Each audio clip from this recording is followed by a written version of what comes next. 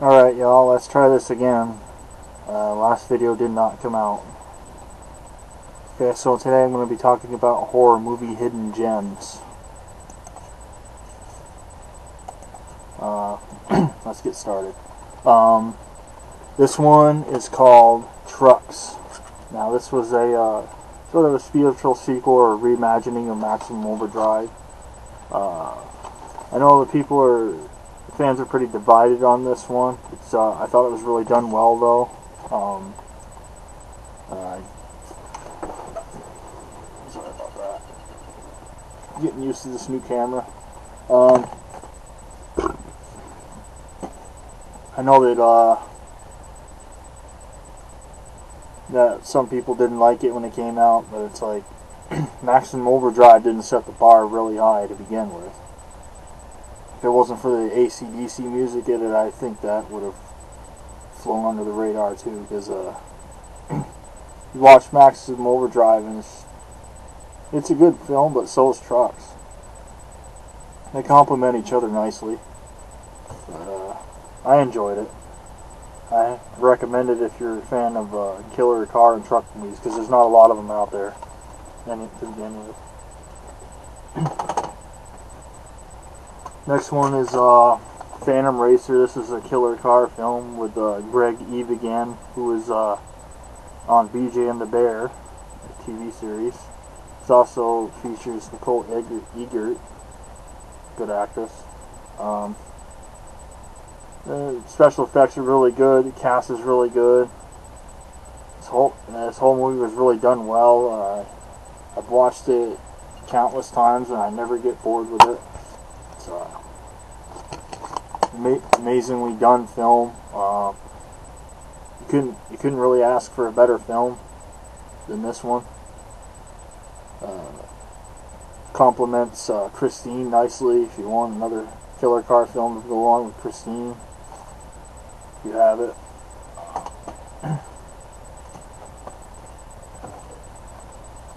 Next one here is kind of a creature feature / car one. This was different and very interesting. It was called Super Hybrid. It's got a creature inside the car, and the car will turn a corner and it'll morph into a truck. It'll morph into a muscle car and things like that. It's definitely different, but it's really done well. This one definitely flew under the radar. It wasn't really advertised. You didn't really see this one advertised. At least I didn't until I watched it on, I think, Netflix with a friend. But I enjoyed it, so I grabbed it from Swap a DVD. Good website. This next two here are Blood Rain. Kristanna Loken's in this one, as well as Michelle Rodriguez, Michael Madsen, Billy Zane, Will Sanderson, Meatloaf, Aday, and Ben Kingsley. So it's got a good cast. This film gets a lot of flack for not being a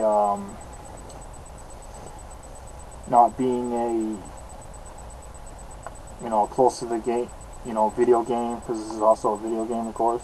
But it's like, what were you expecting? Most video game, to movie adaptations are gonna, not be great. Just like your Resident Evils, people talk about how good those are. It's like, no, they're really not. They're a good watch, yes, but if you play any of the games, it's like they're okay, but other than the character Alice and other than that, things like that, and it's really not different than any other zombie movie, really, if you think about it. But I enjoyed it. Kristanna Loken played Blood Rain really good. This is the first one, the unrated version. This is the third one here, the Third Reich. Natasha Malfate, however you pronounce her name, plays Rain in this one. And this one actually pretty much goes with the storyline by the game. It's where, she kills undead Nazis, which is, the the premises of the game anyway. The premise, or whatever the hell that word is, who cares? It's the plot of the game anyway. I really enjoyed it. Now, it should be noted that there is a second one, of course. There is one called BloodRayne Deliverance. Boy, that movie was stupid.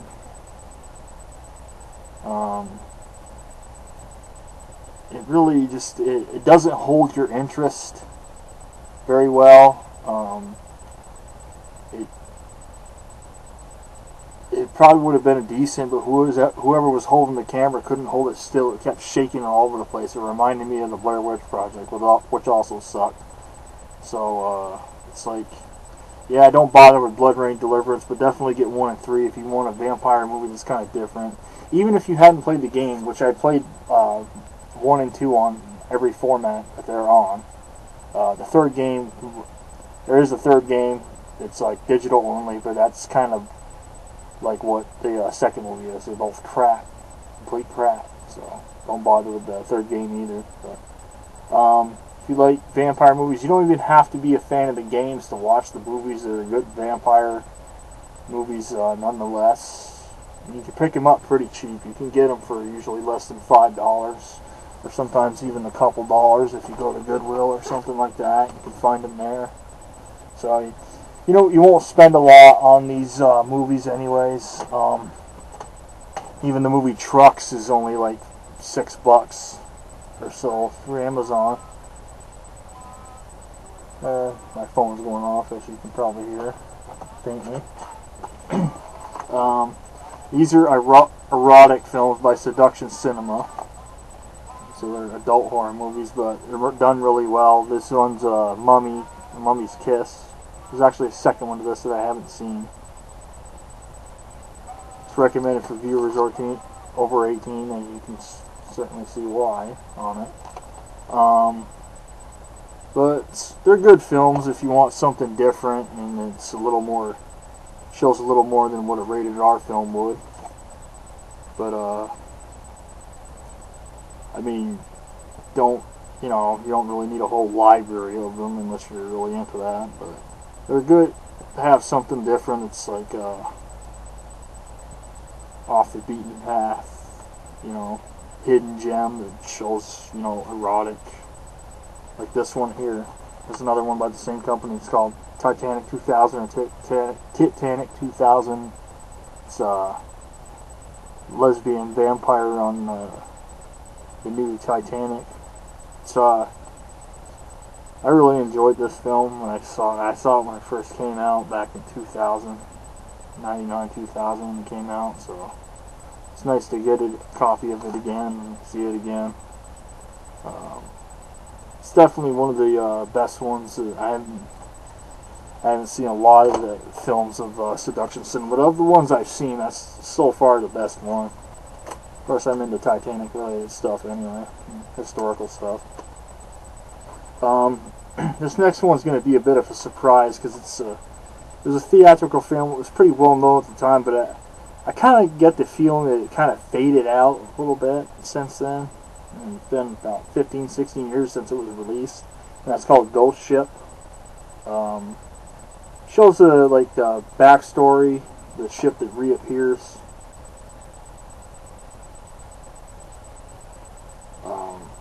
In the Atlantic, I guess. This came out in 2002, something like that. Didn't really have a well-known cast, but for what it was, it definitely did very well. Now, there were a couple of films, which I'm going to show you next, that beat it to the screen. And first one's Triangle with Luke Perry and Dan Cortese, or Ted, whatever, however you pronounce his name.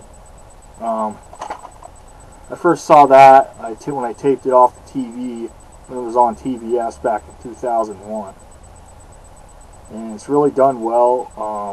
They go aboard this ship, which reappears after 60 years after being in the Bermuda Triangle. Now, one of the guys that charters the boat and first mate of the chartered boat, she and that guy are having the same dream, that they're aboard the ship, and it's like almost completely abandoned. They're the only two ones aboard, and they're trying to figure out what's happening. They keep having the same dream, but then they go aboard the ship for real. So it's really done for a TV movie. I mean, especially one in early 2000s. So a lot of those were hit or miss, but this was definitely a hit. I really enjoyed it. I still do. I mean, I've watched it probably more times than Phantom Racer, and I never get bored with it, never get tired of it. It should be noted that you can get it, if you can't find it by itself, you can get it with other disaster movies. One's a 3-pack, and it comes with a mini-series version of Poseidon Adventure, which storyline is a little different from the original. It's not bad though, so it's worth it for those two. But the third movie that's on the set, 2103: The Deadly Wake, it's called. Don't even bother watching that one. I mean, still get the set if you want the Triangle movie, and so it's only a buck or two, couple bucks, then it's worth it. But 2103: The Deadly Wake, I don't know why that's on there. I don't know why they continue to put it on disaster packs. It doesn't seem like it's much of a disaster movie to begin with. I don't know really what the deal is with it, but I know I wasn't that impressed with it. But Triangle's definitely should be noted that movies like Triangle and Ghost Ship, you can't really have just one, just Ghost Ship or just Triangle. It's best to have all three, because once you watch one of them, you're going to want to watch the other ones. Before I get to this next one, there is another one floating around called Ghost Voyage. Now, the problem with it is it's not on DVD or anything like that. I don't even think you could stream it. Maybe now and then on Sci-Fi, because that's who made it. But it's where there's this guy it takes you around the people that board the ship, and he explains the rules, and if you break the rules, there's of course consequences, which you're on a ghost ship, so they're not going to be, normal consequences like if you were just on a straight up cruise ship, so obviously it's going to be different. But it's definitely a good film. I hope they release it, but I mean, at this point it's unlikely. Anyway, this last one, not to be confused with the one I just mentioned, this one's called Lost Voyage. It's with Judd Nelson, and Lance Henriksen's also in it, who played in Pumpkinhead movies. Judd Nelson's character, he plays when he's a kid, his parents go on the ship and they don't come back, and then the ship reappears, and they talk him into going aboard, and a lot of strange things happen, of course. This is another one that came out, I think, before Ghost Ship did. You notice they had a lot of similar storylines, so they might have been in production all at once. But like I said, each one of them stands on their own. They don't really do anything directly that the other one does. They all have their own really great special effects. That's why I have all three films. Otherwise, I wouldn't have all three if they weren't good. I don't keep movies that aren't good. There's this other one called Death Ship out there, or Haunted Ship, something like that. I watched it on YouTube. Somebody had the movie on there. It's from the 80s or whatever. That one wasn't that good, so don't bother with that one.